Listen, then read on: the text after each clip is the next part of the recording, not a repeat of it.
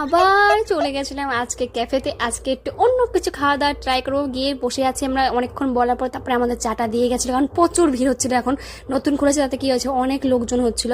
আমরা এদিকে চা খাবো, শুভ আগে একটু ফর্মা মেনে নিক, তারপরে চা খাবে। এদিকে দীপ তো চা খাওয়া শুরু করে দিয়েছে। আমি বললাম তাহলে আমিও খেয়ে, গরমটা খেতে কিন্তু আমার গাটা এখন পুড়ে গেছিলো, কিন্তু চাটা খেতে খুবই সুন্দর ছিল। গাল পুড়ে গেছে তাতে কি হয়েছে, চা তো আমি খাবোই, পরে একদিন গিয়ে আমি আবার চা খাবো। তারপরে ওর চলে আসলো আমাদের স্যুপ, যেটা অর্ডার করেছিল শ্রাবণী। দেখতে দেখো কতটা ডেলিশিয়াস লাগছে, ভাবো খেতে কতটা সুন্দর লাগবে।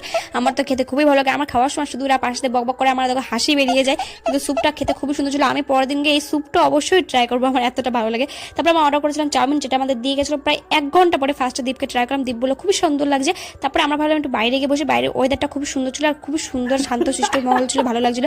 এইদিকে শিবাম তো চা খেতে নিজের গালটা একদম পুড়িয়ে নিয়েছে, ওর রিয়াকশনটা দেখো কেমন ছিল। তারপরে আমি অবশেষে চাউমিনটা খেয়ে নিলাম। এই ছিল ভিডিও, তোমাদের কেমন লাগলো অবশ্যই জানিও। দেখা হচ্ছে আমার নেক্সট ভিডিওতে, বাই।